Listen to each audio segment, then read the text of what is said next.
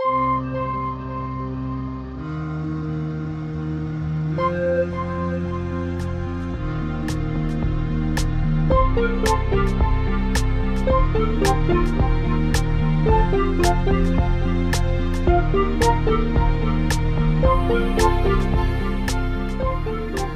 to ADRRN Dialogues, where we bring you real stories from communities living on the front lines of climate change.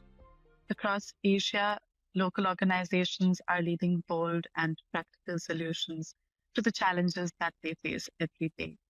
Now, this series is about their ideas, their experiences, and what the world can learn from them. Today, we're joined by Surya Thapa and Rohit Yadav from National Disaster Management Network, Nepal, or DiMaNN. Their project, the Maithili Waters, looks at community-led water resource management and resilience. So welcome, Surya and Rohit. It's great to have you with us on ADRRN Dialogues. Thank you. Thank you.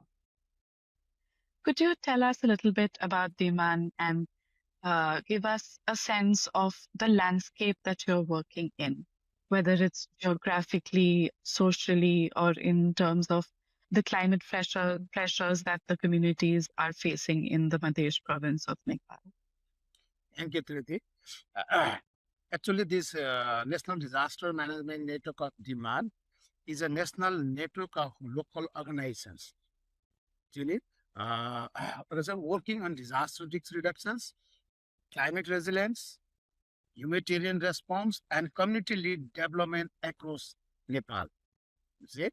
And also, we work mainly with the vulnerable communities, especially in Madhesh Province, where people are face recurrent droughts and also the heat waves, groundwaters, deplants, floods, and social inequalities, particularly among Dalit and marginalized communities. And also in in Madhesh province, we work in a landscape that is both fertile and fragile. Fragile geographically, it is low lying, it's a plain connected to the Himalayan river systems.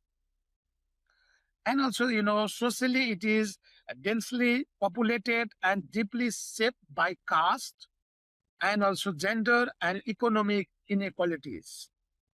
And climate-wise, these communities are facing increasingly unpredictable monsoons and intense flooding and prolonged dry periods, declining groundwater levels, and rising temperatures. March to June, people are suffering from drought.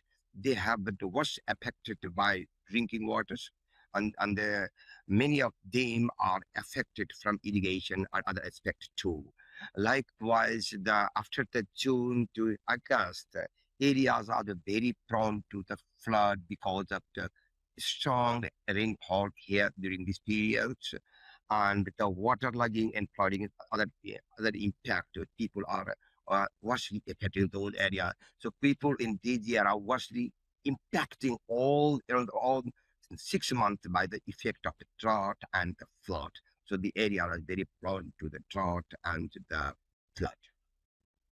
Right, sir. And it's central to your project to combat these two disasters, these two risks, is the concept of the Maithili bond. Could you talk a little bit about what that is and what the journey was to bring a traditional practice back into modern times, and whether that knowledge still existed, or was it something that you had to rediscover to bring back into practice? Sure. Thank you, Preeti. Because Madhesh, where we are working, is a Maithili Waters. Maithili is a local culture, tradition. This is a culture. People are different compared to the other part of the world. So there's a very famous people who are speaking mother tongues of those areas are Maithili. That is, those areas are called the Maithili. Maithili is a culture. So these areas is lowland, plain areas that initially, traditionally, people initially use the water for irrigation, water for the agricultural land, the water for the bathing and cattle feeding. Maithili Pond is the traditional water storage tank at the pond, which was made by the earth and other things, local materials. So people forget those tradition. This tradition is eliminating by the modern era. So people are generally using the groundwater through the tube wells, So in the initial traditional pond, people are not given more attention to storage the pond. This pond is called capture the water during the rainy period, and this funds water using the community around the year. But this tradition is going backward. People are not given attention to manage those areas, and the people are and currently people are using the permanent you can say drainage to drain the rainwater to the river. Then the water is not getting sufficient opportunity to go to the aquifer. So traditional pond is reserve the water and that will be help the urban ecosystem. The traditional pond send the water to the aquifer. So we grab those initial practice intended and empower the local community to manage their knowledge, manage their skill, manage their local materials and equipment. That is very helpful for the community. So that is why we use the local material, we use the local storage ponds.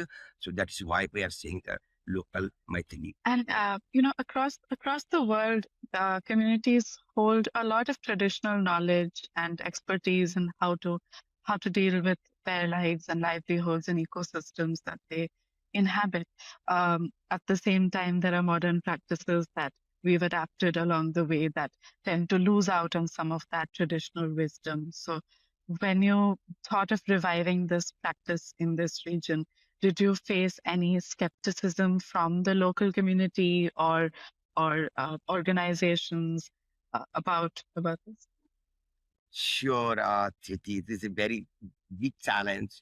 When we start those concepts, when we convey our team, our local partner Anant Nepal, when conveying the meeting, most of the senior citizens were not want to accept those methods because everywhere people are using the concrete, people are using the cement, people are using the different type of mortar technique. But why you are sending to us back?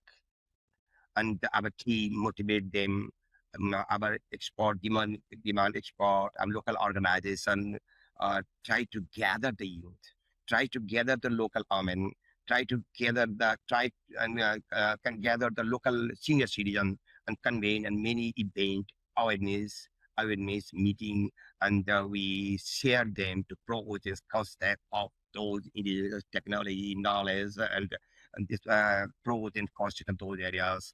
And finally, when youth are came in the front, they empowered the senior citizen, motivate the senior citizen. Yes, our soil, our bamboo, our local skill, how it will be contribute our ecosystems, how the water, our technical export, especially waste export, our agriculture export, and government of Nepal, we bring together the government Nepal's expert, and jointly we convince all the participant local communities. Then finally, after the sharing of the many event action, when we bring together, we sit together, government, non-government, and local agencies, finally the senior citizens, that the people who exposing those areas are very much happy after completion of the fund.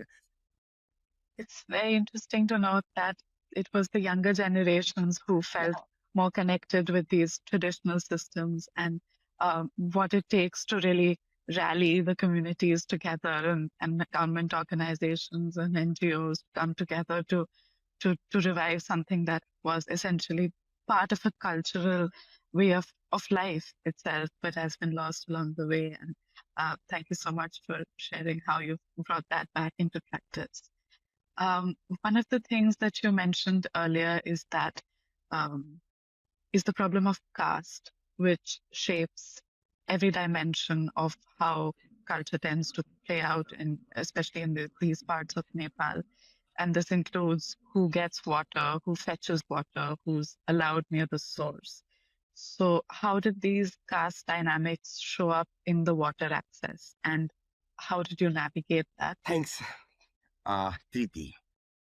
We are majority of people in Nepal is Hindu. Hindu. Hindu Hindu is bounded in the caste system, you know. 4 different caste groups are in Nepal. Within the Hindu, there is a very worst caste system, you know. Lower caste people are not getting access to the many things, not only the water. They haven't more opportunity to take part in the government system too.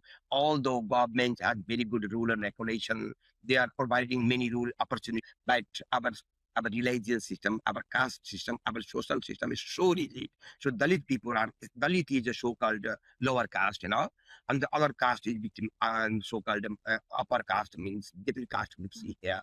But lower caste, Dalit caste, is suffering a lot because when they have not opportunity to bring water together with this upper caste.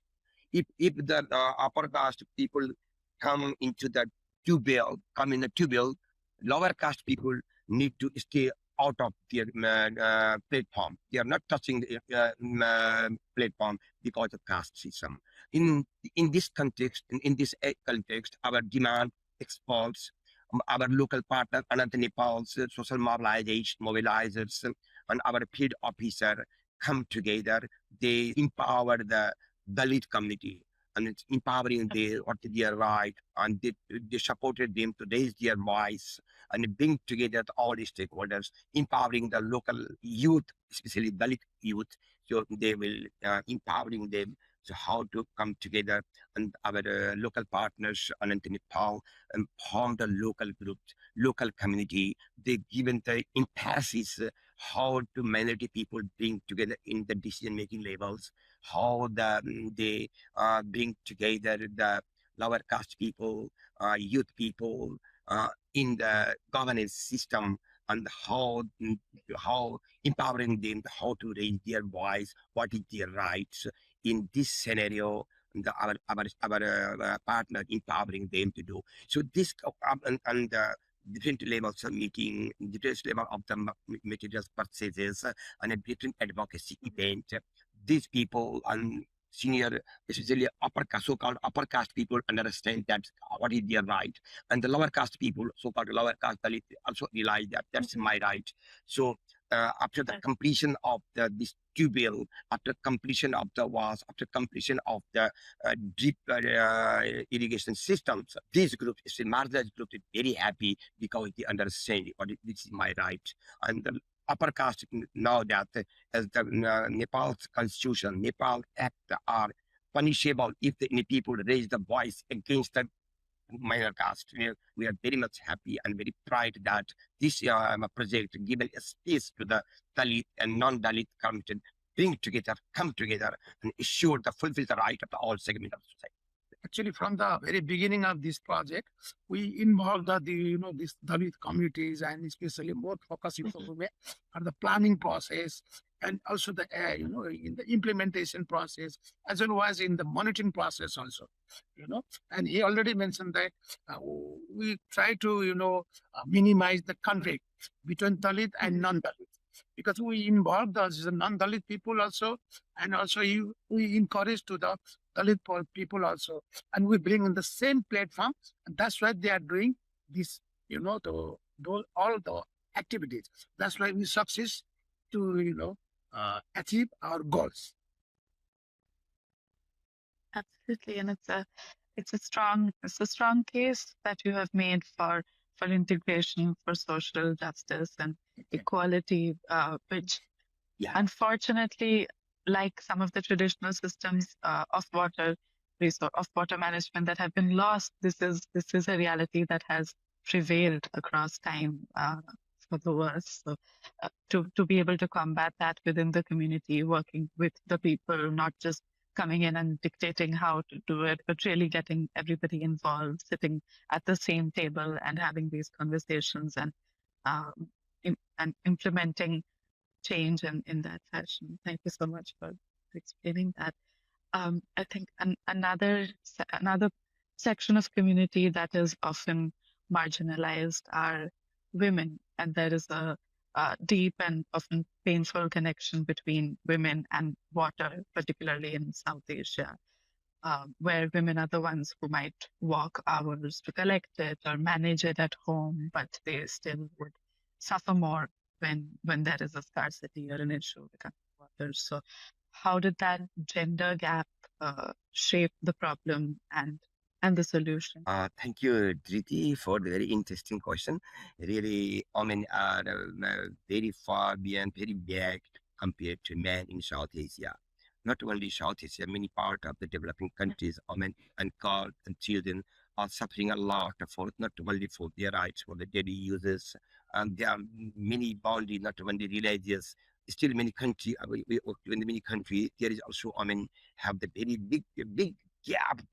Compared to men in the legally to the policy act also still not giving more opportunity to the women to do such types of equality. So in this case, in that Maithili Waters, really in Nepal context, women is generally carry the water from the water port to the community. Women Correct. are generally take care of the children and the senior citizens. So this is the big burden here in the Maithili Punch, especially the Dalit communities. There is a very less opportunity to bring water near the home. They bring water from 45 minutes, 1 hour from the water points. So in these systems, women generally not get opportunity to part in the meeting in this situation. Our team, our partners, our expert from the DiMaNN, empowering the local communities, especially try to convert the meeting accessible for the women. Which time is the best suit for the women for the meeting?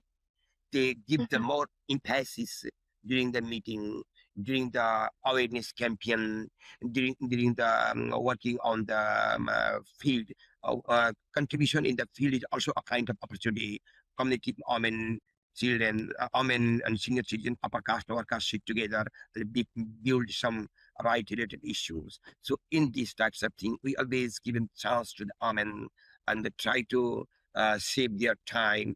And after the completion of the project, our external team already done the monitoring work. Seeing that our national, international team also visit there. They realized hardly that yes, women get time, women get save time. They can utilize their use time for their well-being, their health. Some other, additional points is that also the women is get the opportunity, to aid the, officials peoples, government officials people, and also the elected chairpersons and other the board members, because before this project, mostly they would not get such kind of opportunity to visit the government office, I mean, meet the officials peoples and even the ward chairpersons,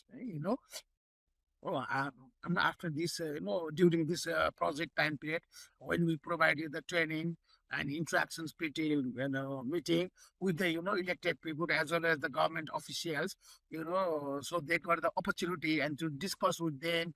They were able to raise some their queries, points, whatever they want to say. Before that, it is very difficult to meet with them, and also it is difficult to say something in front of them. But at least after this project, after our regular meeting, interactions, training, at least they will become a little bit empowered, and they are able to ask. And now they can go by themselves in the government office, even the ward office, and they can demand, this is our need. We need this support. Just I would like to share with you that we asked the question with this community people, mostly with the women's groups, and after this project, how you continue these things? Maybe we'll go back after this project, and actually, nicely they just said, no, just said, to us that, okay, you build this tube well and also the drainage, we'll collect maybe 5 rupees, 10 rupees within the community and we'll manage it. If we need the more money, now we can go in the government office and we can go in the water office and we'll demand this.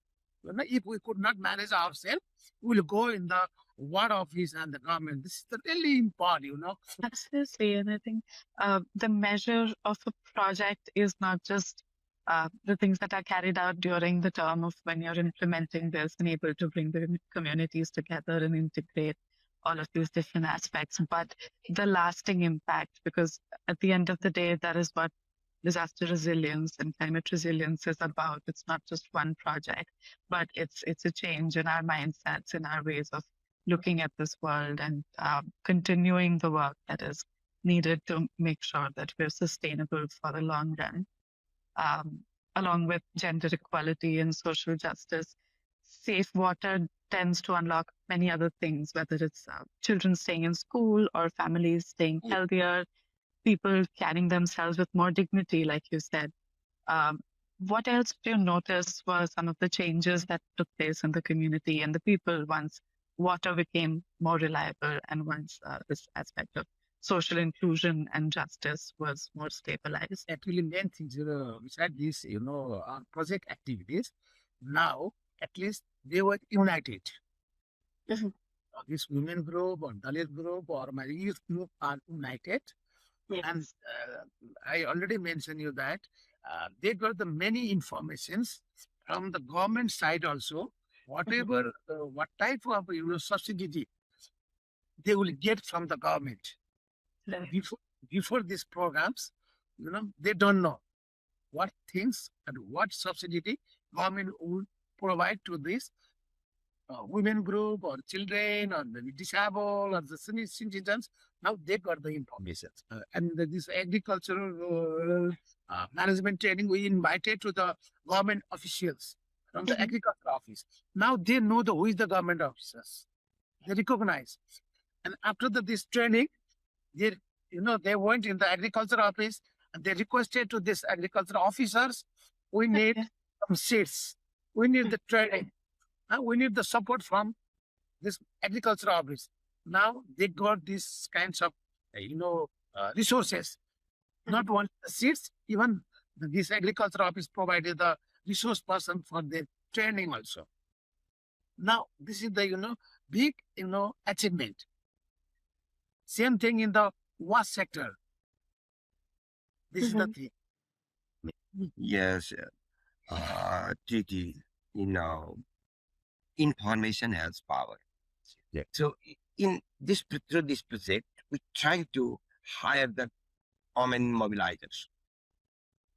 Our local partners is the women-led organization. Not only the fully members are women, very famous, small women groups, but very famous in the particular areas. So they try to visit in almost all the marginalized households. They visit the community areas. We convened several events, the participatory bilateral capacity. Before the project we did, and during the project we also give the what change happening after this project. Your model, your project has been, Maithili Waters has been highlighted as a very cost-effective project at roughly $67 per beneficiary. And we'd be curious to know what enables that and what does it say about what locally led approaches can achieve compared to externally driven ones when it comes to funding and finances and how a project is carried out. It was possible because the project built on existing local our knowledge, and local labor and the community contributions and locally available materials, so that it was cost effective, and we avoided the expensive external systems. And also we already mentioned that we are trying to linkage and coordination with the government officials like the agriculture office, water sanitation hygiene office, and the water office. They also provided the certain technical inputs, technical knowledge from their side also. So we completed many activity that was not planned earlier in our project. For example, rainwater harvesting technique was not designed in the project. Within the project initial cost, we bring together the rainwater from the roof to the ponds, and that is very useful. And there's a lot of expenditure, but so we completed it because of the local people's intention, their motivation, their support. So that's why this very supportive to bring the project cost down. And thanks to ADRRN and other supporting agencies who supported us, to manage this our local problem, especially water scarcity and also the disaster risk reduction. And it's the demonstrate that this model project in the Madhesh Province, so that now our government agencies, local government agencies, other agencies are very much excited to learn more things from our project and our organization. Three more things is important for us. One thing, trust, participation, social inclusion, very challenging for us. To build, institutionalize it, you need some time. Once time to implement it, you need some time to show the impact in the field, impact in the ground. This project empowered the academia how to utilize the local knowledge, skill, and technology. This project empowered the senior level politicians. So after the completion of the project, we engaged the national level workshop where more than 65 stakeholders came together. They know the impact of the Maithili Waters, how empower the local people, how they are bring back to the nature, how they are utilizing their skill, knowledge for the favor of the climate change, how the modern era is exploiting the nature, how the pushing the climate change against the human and well-being. Absolutely. From what we've discussed today, the Maithili Waters project is one that really demonstrates the power of localization, the power of community and collaboration between members of the community, the government organizations, local partners, local materials, involving as much of the system as possible to become community-led and locally led and rooted in the realities of a particular region. And as an example, this is a project that can the lessons from which can really travel across boundaries to be adapted in various settings across Asia and across the world. So thank you so much for sharing details of your project with us and joining us on ADRRN Dialogues today. I think also that this conversation highlighted how communities are able to draw on both traditional knowledge and practical local solutions to respond to flooding, drought, water insecurity, social injustices, and how that the process of restoring Maithili ponds has been able to strengthen community participation, inclusive water management, and the support, especially the support of local partners and governments that you've highlighted. Your work really shows how resilience can be built in ways that are locally rooted, cost-effective, and deeply connected to people's everyday lives. We really hope that these lessons can once again travel across boundaries, and we appreciate the time today. Thank you so much, Surya, for joining us today on ADRRN Dialogues.